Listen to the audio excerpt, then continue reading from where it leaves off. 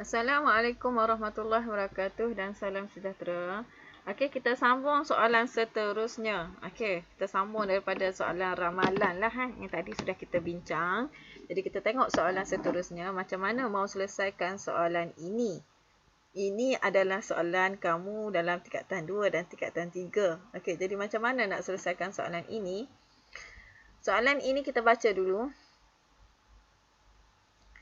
Dia bagi tahu sudut POQ. POQ di sini nilainya adalah 60 darjah. Okey, kita keluarkan maklumat. Kemudian dia bagi tahu ORQ ialah 14. Okey, untuk selesaikan soalan ini ORQ, untuk selesaikan soalan ini, untuk kita cari luas kawasan berlorek, dia minta kamu cari luas kawasan berlorek. Kamu kena cari dulu. Kita ada dua rumus sahaja untuk yang ni, iaitu pi j kuasa 2 untuk luas dan untuk lilitan 1/2 pi j. Untuk luas kita perlu yang ni. Untuk yang ini kita kena tahu nilai jejari dia dulu berapa, tapi di sini kita tiada jejari. Tak tahu nilai jejarinya berapa. Tapi kita tahu nilainya di sini. Okey, jadi kita kena guna daripada maklumat yang dia bagi ni. Dia bagi apa dia ni? Teorem Pythagoras. Segitiga bersudut tegak. Di sini dia sudah bagi nilainya adalah 60. Di sini 14. Okey, jejari kita di mana? Di sini. Di sini adalah jejari. Jadi kita kena carilah jejari ni kita berapa. Macam mana nak selesaikan yang ini? Kena guna trigonometri. Ingat lagi tak trigonometri? Saya takut hantu. Yang manalah kamu terpulanglah kamu nak guna yang mana? Kalau saya hantu, kena ingatlah ni. Takut sangat. Maknanya sin theta sama dengan tentang per hipotenus, cos theta sebelah per hipotenus, tangent theta sama dengan tentang per sebelah. Okey, kita mau cari yang ini. Kita mau cari jejari. Jadi kita mau guna yang mana? Kita akan guna cos. Cos. Jadi macam mana mau guna cos? Cos ni apa? Sebelah per hipotenus. Apa itu sebelah? Bersebelahan. Ini sebelah kita panggil. Yang ini hipotenus. Mesti hipotenus ni dia tetap. Apa maksud tetap? Hipotenus ni garis yang paling tinggi. Yang ini adalah sebelah. Yang ni apa dia? Yang ni tentangan dengan sudut. Yang ni garis ini adalah bertentangan dengan sudut. Yang ini bersebelahan dengan sudut. Jadi kita selesaikan cos 60 sama dengan sebelah per hipotenus. Sebelah per hipotenus.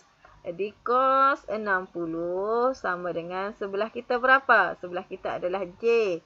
Hipotenus kita berapa? Hipotenus kita adalah 14. Jadi jejari sama dengan yang ini pergi naik ke sini, dia akan jadi darab. Yang ni saya terus ni lah. Jadi 14 darab cos 60. Jadi berapa jawapannya? Jejari sama dengan berapa jawapan dia? Jawapannya adalah cepat kira. Kira-kira jawapannya adalah jejari, jawapannya adalah 7. Betul 7? Okey, kita akan dapat jejari di sini nilainya adalah 7. Okey, kita pun dapatlah di sini 7. Okey, kalau mau jelas lagi kita cari T. Okey, T macam mana nak cari T? T ini adalah tentangan.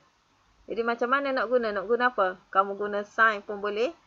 Nak guna tangent pun boleh. Okey, jadi kita guna sin lah, senang Jadi sin theta.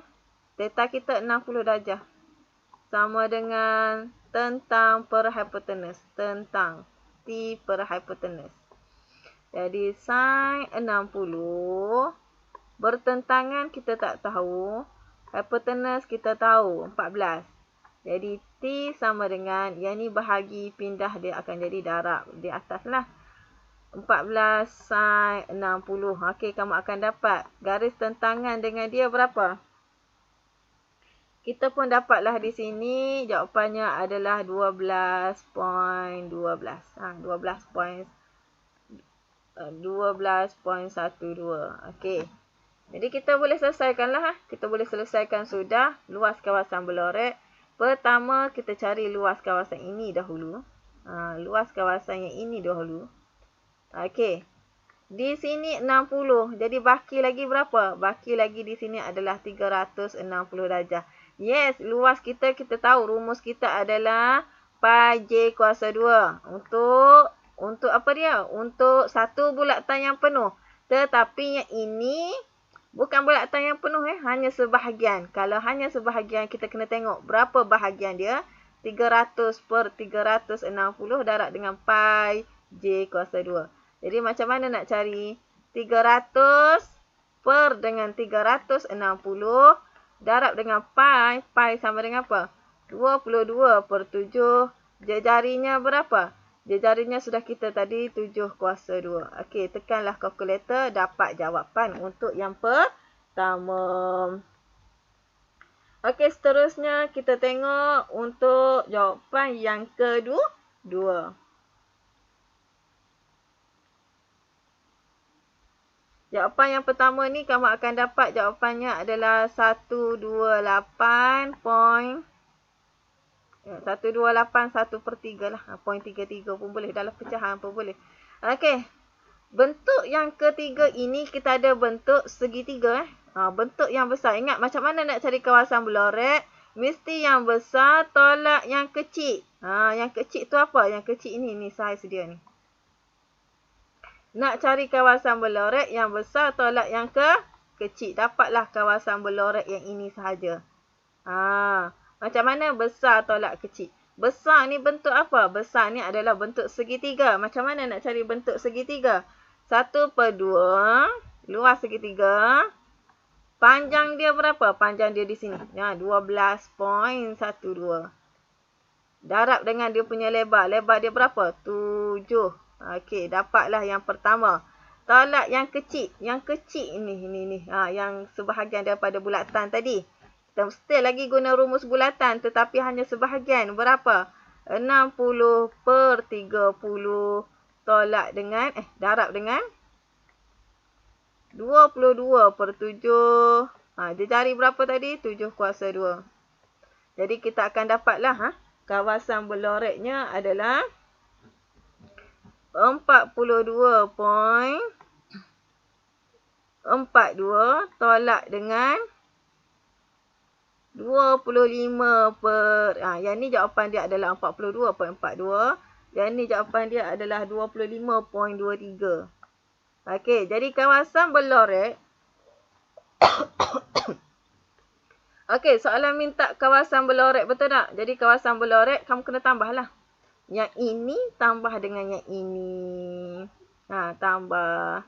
Bila tambah 128/1/3 tambah 42.42 tolak dengan 25 2/3, tekan kalkulator, kamu akan dapat 145.09. Okey, selesai soalan yang pertama untuk sesi yang kedua. Okey, seterusnya kita tengok soalan seterusnya. Boleh ambil gambar Soalan seterusnya. Okey, soalan ni adalah soalan insurans. Insurans harta lah, insurans harta. Macam mana nak kira insurans ni? Yang ini penting, kamu kena tahulah macam mana nak kira insurans ni.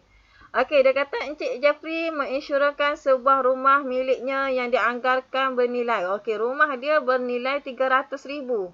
Dia ada rumah banglo lah. Rumah dia, harga dia 300,000 dengan syarikat insurans. Maknanya dia, apa itu co-insurans? Co-insurans ni perkongsian antara syarikat insurans dengan pembeli insurans lah, dengan kita. Syarikat insurans akan tanggung lebih tinggi. Dia tanggung lebih tinggi. Berapa dia tanggung? 80. Yang kita tanggung berapa? Kita tanggung 20. Kenapa kita tanggung 20? Sebab kita bayar dekat dia. Mestilah dia mesti tanggung lebih besar daripada kita kan. Kalau kita tanggung lebih tinggi, rugilah kita. Bodohlah kita beli insurans. Apa itu deductible? Deductible ini adalah jumlah yang perlu ditanggung. Yang perlu ditanggung sendiri oleh pembeli insurans. Insurans perlu tanggung sendirilah ni. Berapa perlu tanggung sendiri ni? Dia perlu tanggung, Encik Jeffrey ni perlu tanggung insurans dia harga dia adalah RM5,000.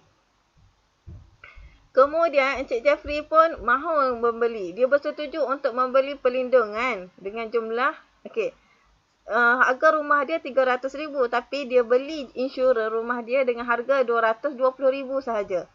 Kemudian rumah Encik Jeffrey telah terbakar dan dia mengalami kerugian sebanyak RM65. Maknanya ada bahagian yang terbakar lah dalam rumah dia. Jadi macam mana kita nak kira? Soalan yang pertama,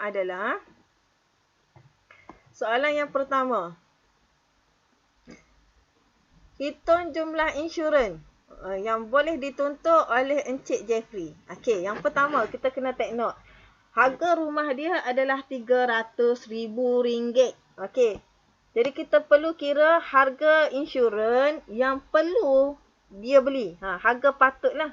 Harga patut beli ataupun yang perlu dibeli. Yang wajib dibeli dengan dia. Harga sebenar insurans yang dia perlu beli dengan syarikat insurans. Okey, jadi harga rumah dia adalah RM300,000.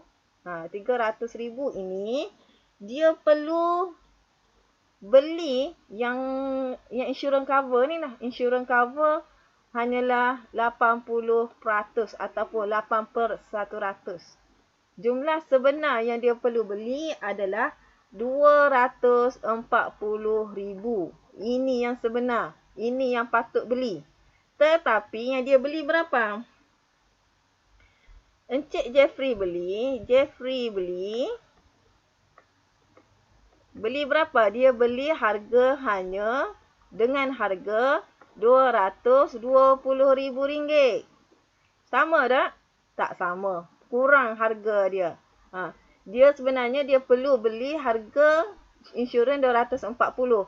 Tapi dia beli dengan harga RM220. Bila dia beli dengan harga RM220, rendah daripada harga insurans ni, dia dikenakan penalti. Kenapa? Sebab dia tidak patuh kepada jumlah sebenar yang dia perlu beli. Dia kena denda. Penalti ni apa? Penalti ini adalah denda. Kenapa dia kena denda? Sebab dia tidak ikut jumlah yang sebenar yang dia kena beli. Jadi soalan di sini. Berapakah insurans yang boleh dituntut oleh Encik Jeffrey? Okey, pertama sekali, Encik Jeffrey dia beli insurans dengan harga RM220. Okey, cara untuk kira. Bahagi dengan jumlah yang dia patut beli. Berapa? RM240,000. Sepatutnya dia kena beli yang ni.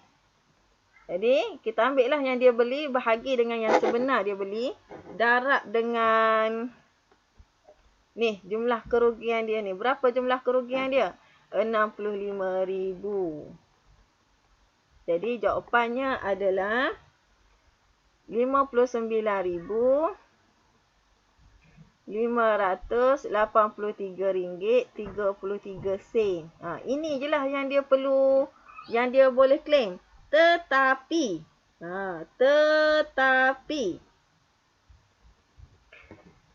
yang boleh dituntut, kamu kena ingat, dalam ini kita ada deductible.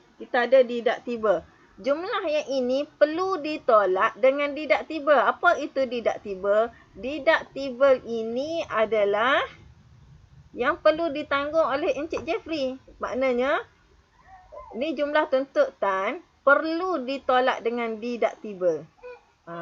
Perlu ditolak dengan deductible. Deductible tadi berapa? RM5,000. Jumlah yang perlu ditanggung oleh Encik Jeffrey sendiri. Jadi di sini kita pun dapatlah.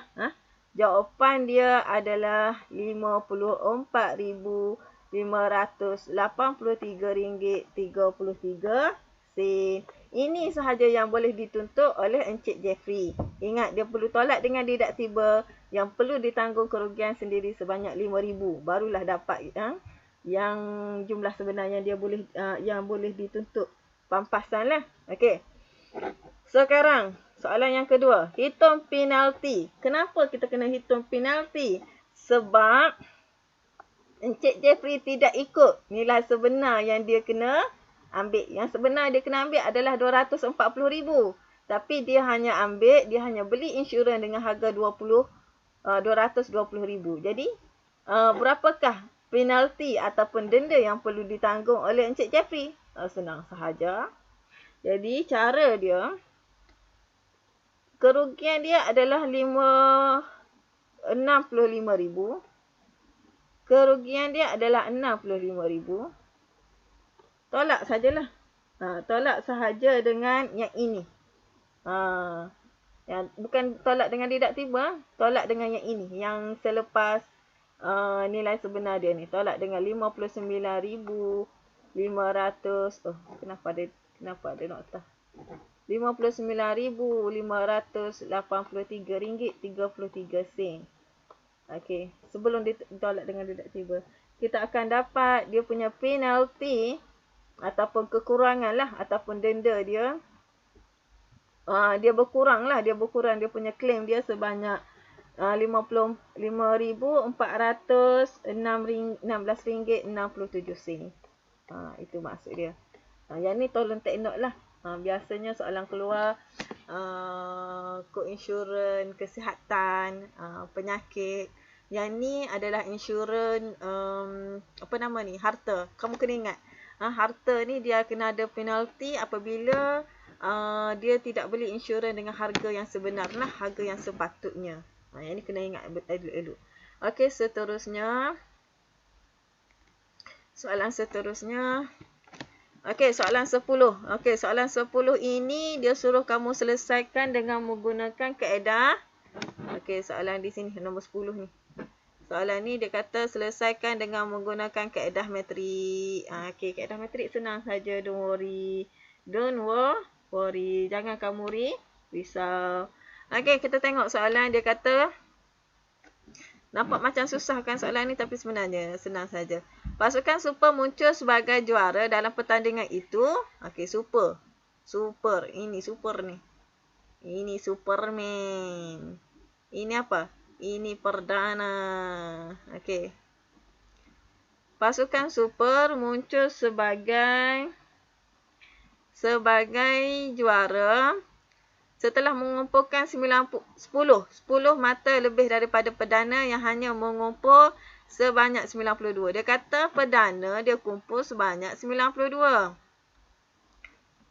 Super menang apabila dia lebih daripada 10 mata. Makna tambahlah 10. Okey, tambah 10 kita akan jadi jumlah dia adalah 102.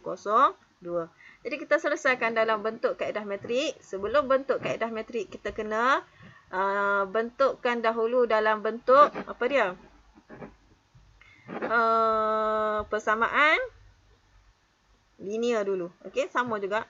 Kita gantikan yang ini sebagai X, maknanya 10X tambah dengan 3Y sama dengan 102. Persamaan yang pertama. Persamaan yang kedua, 8X tambah dengan 5Y sama dengan 92. Ingat ya, dalam step ni, okey, cikgu tulis atas ni lah, senang. 10X tambah dengan 3Y sama dengan 92. Step yang kedua, 8X tambah dengan 5Y sama dengan 92. Yang ni 102. Okey. Jadi dah dapat macam ni, kita dah bentukkan ini dalam bentuk persamaan metrik. Okey, persamaan metrik besar, kecil, kurungan dia equal to kecil. Okey, ingat buat macam ni dulu. Buat macam ni dulu. Oh, sini tak muat lah. Okey, kat sini jugalah terpaksa. Okey, terpaksa saya undur. Oh, lama. Kenapa saya undur balik? Saya tulis baliklah pertamaan saya. Okey, kita undur. Tak dapat undur sudah. Okey, 10X tambah dengan 3Y sama dengan 102. Yang ni 8X tambah dengan 5Y sama dengan 92. Okey. Bila kita bentukkan dalam persamaan metrik, mesti besar, kecil equal to kecil. Di sini mesti ni. Yang di sini XY. Mesti ada 3 step ni. Mesti buat 3 step ni dulu. Barulah isi kotak. Jangan buat lebih-lebih daripada 3 yang ni. Kenapa? Untuk mengelakkan kecuaian. Untuk elakkan pembaziran masa. Jadi yang di belakang ni kamu boleh tulislah terus 102. Yang ni 92. Yang ni XY. Okey, di sini boleh terus tulis XY. Di sini kita ambil yang depan ni. Nilai depan ni adalah 10. 3. Kalau ada negatif, wajib tulis negatif 5. Tulis nombor sahaja. Yang huruf ni tidak perlu tulis. Okey, kemudian selesai yang di sini. Sebelum tekan kalkulator, selesaikan step yang kedua ni dulu. Step yang kedua. Kita mau XY. Yang ni kita tidak mau. Jadi kita pindah dia. Dia akan jadi sedih. Dia akan jadi sedih. Ni. Yang ni, bila kita pindah, dia akan jadi songsan lah. Ada negatif panjang, kemudian kurungan. Yang ni kita kekalkan dia. Yang mana kita kekalkan dia? Yang ini kita kekalkan dia. 102, 92 ni berada di belakang. Yang ini, okey. Okey, kita macam mana nak isi jadual ini? Yang ni 10 dengan 5 ni dia bertukar tempat. Okey, 10 nak turun bawah, 5 naik atas. Okey, bila yang ni bertukar tempat, ada sudah jambatan 3 dengan 8 ni tak boleh bertukar tempat lah. Bila dia tak boleh bertukar tempat, apa jadi dengan dia? Dia sedih. Bila sedih, dia bertukar tanda. Positif, dia akan jadi negatif. Sini asalnya positif, dia jadi negatif. Positif, dia jadi negatif. Okey, yang ni apa dia? Negatif panjang di sini wajib nilai 1. Yang ni pasangan yang pertama dia apa dia? Di sini macam mana nak isi pasangan 1 tolak dengan pasangan 2? Pasangan 1 apa dia? 10 dengan 5. Pasangan 2 kita apa dia? 3 dengan 8. Okey, selesailah. Dapatlah sudah markah. Sini 1 markah, sini 1 markah, sini 1 markah. Mana markah lain lagi? Okey, markah lain lagi berada di jawapan. Jangan kamu nak ambil masa yang lama untuk selesaikan soalan ini. Terus tekan kalkulator. Kalau kalkulator 570, caranya adalah tekan on, tekan mode, cari equation nombor 5.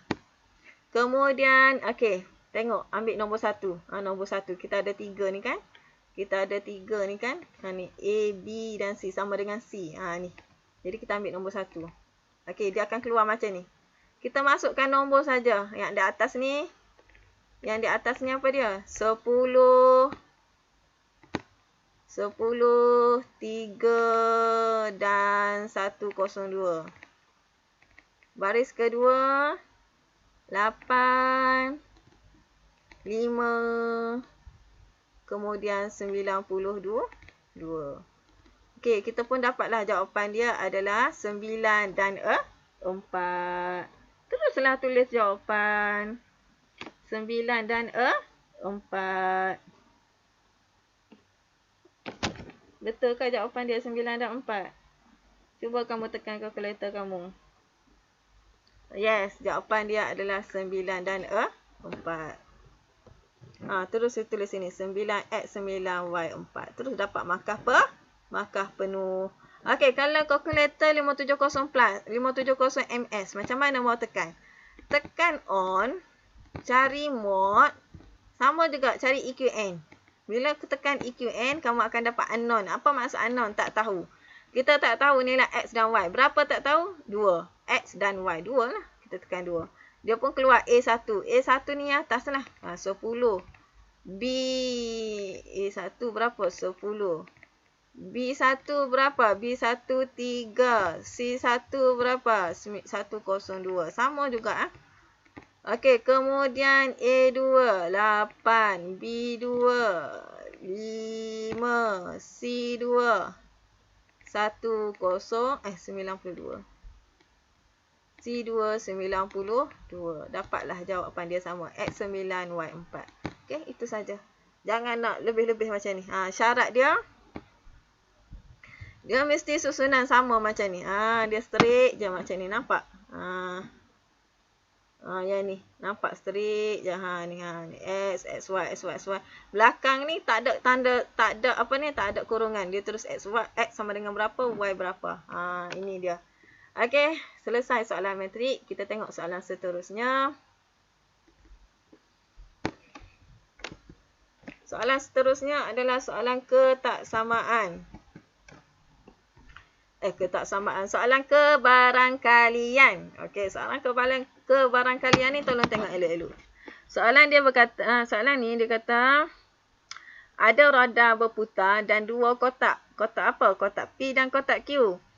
Soalan dia, roda berputar itu diputar sekali dan dicatatkan bacaan mengikut anak panah. Jika mendapat bacaan nombor genap. Apa nombor genap di sini? 2, 4, 6, 7. Betul ke? 6 ke 7 ni? Cara dia kamu tengok daripada anak panah ni. Daripada sini. 6 bukan daripada sini 9 ke 6 ni? Tolong tengok elok-elok. 9 ke 6 ni? 6 ke 9? Ni. Mesti tengok daripada arah sini. Jangan tengok arah sini. Kalau kamu tengok arah sini, jawapan dia 6. Kalau kamu tengok arah sini, jawapan dia adalah 9. Mesti tengok daripada anak panah. 9 ya, bukan 6. Bukan 6. Kalau kamu, ni hati-hati 6 dengan 9. Okey, soalan dia kata, jika genap, kalau genap, dia kata, kotak apa? Kotak P. Kalau ganjil, kotak Q. Okey. Jadi, soalan dia, senaraikan ruang sampel. Okey, ruang sampel macam mana nak senaraikan? Senaraikan sajalah. Kita senaraikanlah. Pertama sekali kita tengok dulu genap. Apa nombor genap? Nombor genap adalah 2 dengan 4. Ganjil apa dia? Ganjil 7 dengan 9. Jadi kita tengoklah. Kita tengok dulu genap. Kalau genap tengok nombor apa dia? T. Jadi kita ambil lah 2, 7. Lagi apa lagi yang genap? 2A. 27 pula dah. Salah Bukan 27. Pertama 2K. Kita selesaikan dulu. Kita buat je dulu. Ada berapa? 1, 2, 3, 4, 5. Ada 5 kurungan. Kenapa ada 5 kurungan? Sebab kotak P ada 5. 1, 2, 3, 4, 5. Tulis je 2. 2. 2. Okey. Kemudian 4 kan? Sama juga. Kenapa cikgu buat macam ni? Okey. Kenapa cikgu buat macam ni? Cikgu, I nak understand. Sama je. Kita tengok dulu cikgu buat. Okey, kita tengok. Kenapa cikgu buat macam ni? Sebab bila dia pilih nombor 2 dengan 4, ada berapa pilihan? 1, 2, 3, 4, 5. Ada 5 pilihan. Contohnya di sini 2K. Lagi apa dia? 2U. 2A. 2S. 2T. Kenapa buat macam ni? Supaya kamu tidak tertinggal. Sama juga 4. Kalau 4 di kotak P pun sama. Apa dia? K. U. E. S. T. Tidak tertinggal lah. Maknanya sama. Tidak tertinggal. Okey, seterusnya. Kalau pilih nombor ganjil. Nombor ganjil tadi. Nombor ganjil. Ganjil kita ada apa? 7, 9. Yang di sini ada berapa kotak? Ada 4 kotak. Jadi 1, 2, 3, 4. Di sini apa dia? 7. Ini untuk pilihan 7. Dan di sini untuk pilihan 9. Nak buat macam ni pun boleh. 9. Okey, kemudian isilah pasangan dia. 7 apa? 7T, 7R, 7M atau 7E. Yang ni pun sama. TRNE. Bila dah senaraikan semua, ingat bila ruang sampel, soalan kata ruang sampel, mesti buka dengan cacing, tutup dengan cacing. Okey, seterusnya. Soalan dia bagi tahu apa? Soalan dengan menyenaraikan semua kesudahan yang mungkin, hitung kebaran kalian. Roda, nombor ganjil dan nombor genap. Nombor ganjil dan kad berlabel huruf M. Ganjil. Mana ganjil? Ni ganjil. Ni ganjil. Berlabel huruf M jadi apa dia? Nampaklah di sini. Jadi terus kita nampak jawapan dia. Bila kita susun macam ni, terus kita nampak jawapan dia. Ganjil kembar dia adalah M. Inilah jawapan dia. Jadi apa jawapan dia? Jawapannya adalah apa dia? 7M. Satu lagi 9M. Ada berapa? Ada 2. 2 daripada berapa? Bilanglah. 1, 2, 3, 4, 5, 6, 10, 10, 18. Okey, kecilkan jadi 1/9. Okey, seterusnya soalan yang kedua. Okey, soalan yang kedua sama juga Berlabel 4 dan huruf vokal. Mana 4? Ni 4. Huruf vokal. Jadi apa dia? 4U dengan 4A. 4U, 4A. Ada berapa? Ada 2. 2 per berapa? 18. Kecilkan jadi berapa? 1/9. Okey. Nombor 3 juga sama. Okey, cikgu tak nak lebih-lebih Kita tengok soalan seterusnya. Soalan nombor 12. Okey, 12 ini soalan graf soalan graf. Okey, pertama sekali macam mana nak isi jadual ni? Okey, isi jadual ni senang sahaja. Okey, tengok yang ini. Tengok yang ini yang bagi tidak tahu lah. Bagi tidak tahu, yang tahu tak apa, yang tak tahu ni. Okey, yang ini. Apa persamaan dia? Persamaan dia adalah Y sama dengan 2X kuasa 3 tolak dengan 3X kuasa 2 tambah dengan 6. Bila kamu jumpa nilai X ni, apa yang perlu kamu buat? Kamu letak apa dia? Tanda kurungan.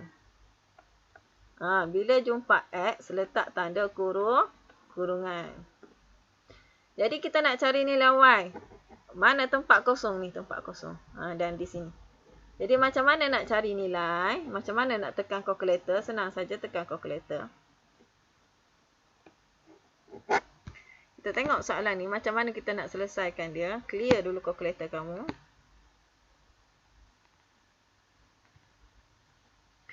Okey. Isi tempat kosong. Isi nombor 2 ni dulu. X ni gantikan dengan 2. Okey, pertama X ni gantikan dengan 2. Gantikan dengan 2. Gantikan dengan 2. Okey, bila gantikan dengan 2, apa jawapan? Tekanlah kalkulator sama saja. Kalkulator plus ataupun kalkulator MS sama saja. 2 kuasa 3 tolak dengan apa? 3 2 kuasa 2. Apa lagi? Tambah dengan 6. Okey, jadi jawapan dia, kita akan dapat jawapan dia di sini adalah 10. Dapatlah di sini 10, kita pun tekan sini 10. Okey, untuk soalan yang kedua, sama juga di tempat kurungan ni, kita masukkan ni nilai. Nilai apa yang soalan yang kedua ni? Nilai dia adalah 3.5. Kita masukkan 3.5 di sini. Cara yang sama, tekan kalkulator. Kamu akan dapat jawapan. Cuba tekan kalkulator, kamu akan dapat jawapan berapa? Kamu akan dapat jawapannya adalah 55. Okey, tekan kalkulator, kamu akan dapat jawapan di sini adalah 55. Step yang sama. Okey. Kemudian kita tengok soalan seterusnya. Dia kata menggunakan skala 2 cm 10 unit pada paksi Y dan okey, dia sudah bagi kepada kamu kan. Okey, yang ni saya sudah plot siap-siap. Dia kata 2 cm, maknanya kita buat 2 kotak. 2 kotak. Maknanya 2 kotak ni 10 kotak yang kecil ni. 10 kotak yang kecil, dia kata 10 unit. 10 macam ni lah. Yang biru ni, garis biru jangan tengok. Tengok garis yang warna merah ni sahaja. Inilah jawapan dia. Mesti lukisan ini mesti lukis menggunakan pensel. Jangan guna pen. Jangan guna pen. Bila nak plot koordinat mesti pangkah, jangan buat bulat. Syarat dia mesti semua titik ini bersentuh. Semua titik ini mesti menyentuh di antara satu sama lain. Dia mesti lengkuk. Mesti melengkuk. Jangan pula tak ada lengkuk. Kalau lengkuk mesti betul-betul lengkuk. Dan mesti kalau tidak boleh tebal dan tidak boleh bergetar lah kamu punya garisan. Mesti comel macam ni yang warna merah ni. Yang warna merah ni mesti comel.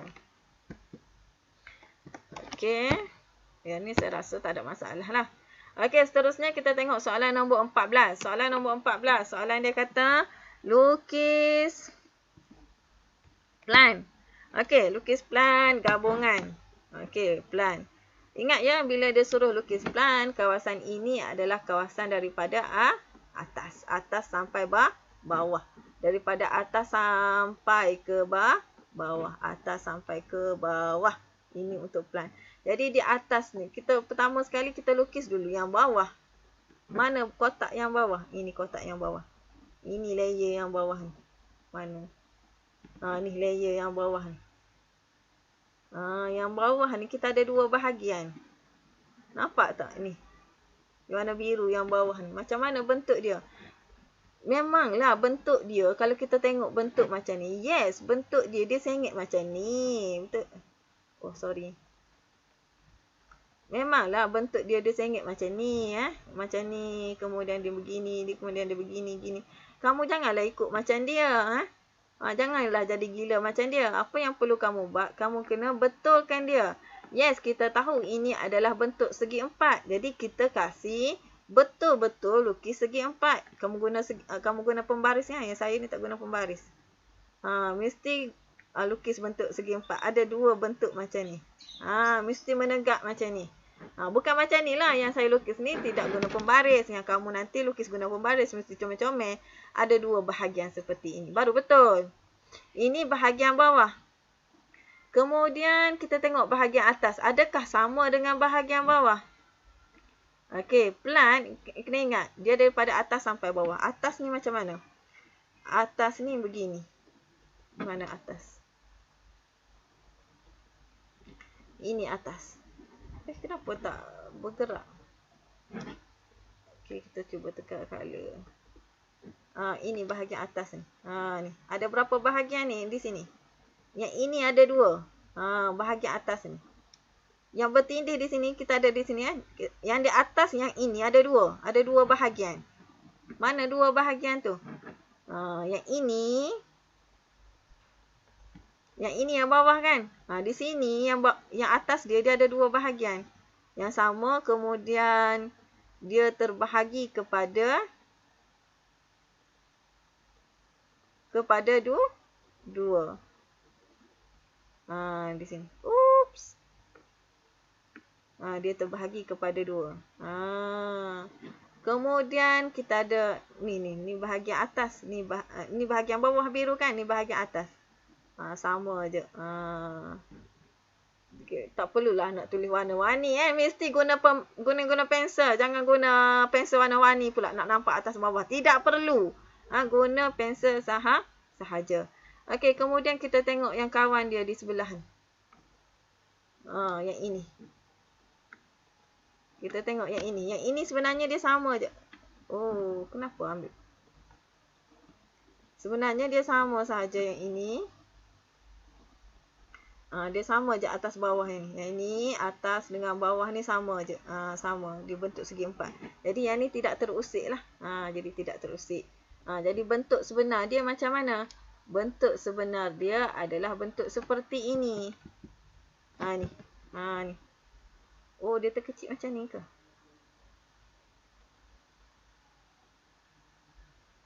Kenapa yang ni begini? Sepatutnya sama besar. Oh, sepatutnya dia sama besar ni Sepatutnya yang ini sama besar. Sepatutnya garisan ini yang betul ni Ini yang betul ni. Sepatutnya yang ni. Oh, alah.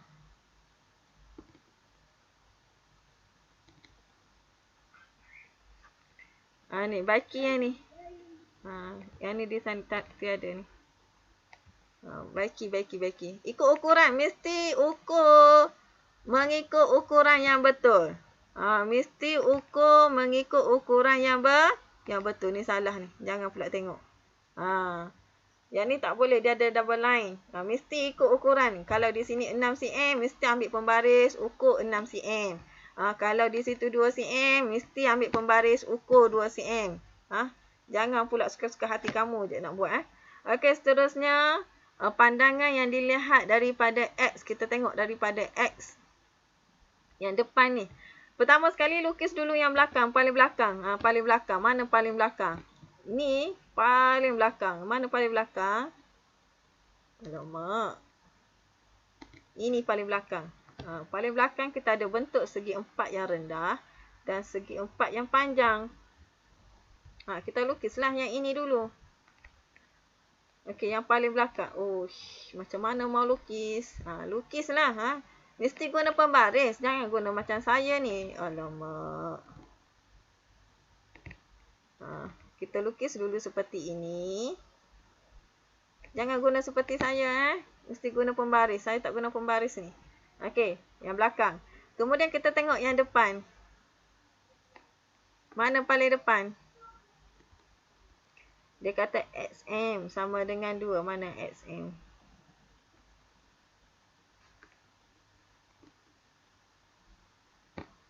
Sekejap ya. Jadi kita terus tengok kepada jawapan lah. Kita terus tengok kepada jawapan. Pertama sekali yang belakang tadi. Yang inilah yang belakang. Yang belakang tadi yang ini. Guna pembaris. Guna pembaris. Mesti ukur mengikut ukuran. Ini yang paling belakang. Yang paling belakang.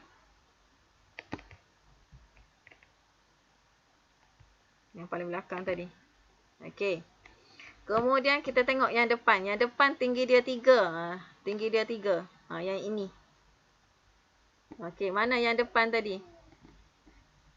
Ini yang depan. Ini yang depan. Ni depan ni.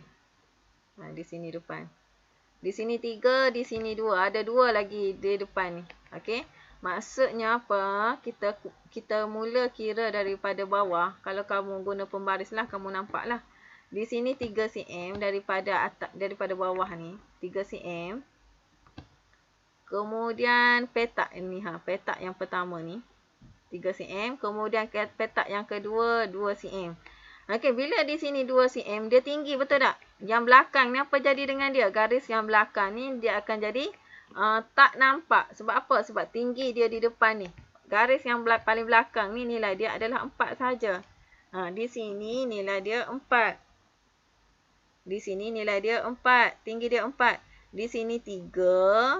Di sini 2. 3. Apa akan jadi? Akan jadi 5. Di sini tinggi dia 5, belakang dia 4. Apa jadi dengan 4? Yang 4 ni akan jadi garis. Dia akan jadi tersembunyi. Bila tersembunyi, dia akan jadi garis apa di sini? Dia akan jadi garis putus-putus lah di sini. Sebab itulah di sini, yang tadi tu dia lukis garis putus-putus. Di sini garis putus-putus. Siaplah yang pertama di sini. Kemudian kita tengok yang ini. Yang ini. Depan yang ini kita ada bentuk segitiga yang kecil ni. Berapa ketinggian dia? Ketinggian dia adalah 2. Ada satu lagi ni. Jawapan ni tidak lengkap. Okey, kita ada satu lagi. Ni. Tengok daripada depan juga. Kita ada satu lagi di sini. Bentuk segi 4 ni. Di sini sepatutnya ada bentuk segi 4. Tinggi dia adalah 2. 2 cm. Di sini 3 cm. Okey. Ingat ya, untuk lukisan ini kamu tidak perlu label. Tidak perlu label, tidak perlu letak huruf dia, tidak perlu letak ukuran. Macam ni saja. Ukuran tak apa lagi mau letak sebab kita nak semak. Tapi dia punya label tidak perlulah letak. Okey, ini jawapan yang penuh. Ini sepatutnya tiada ni. Okey, jawapan sebenarnya seperti ini. Okey. Ada masalah? Ada soalan mau tanya cikgu? Kalau ada soalan mau tanya cikgu, boleh PM cikgu. Nanti kita akan detailkan lagi tajuk percukaian dan tajuk insurans serta tajuk simpanan dan pelaburan. Okey, nanti kita sambung untuk kelas seterusnya. Sekian, terima kasih.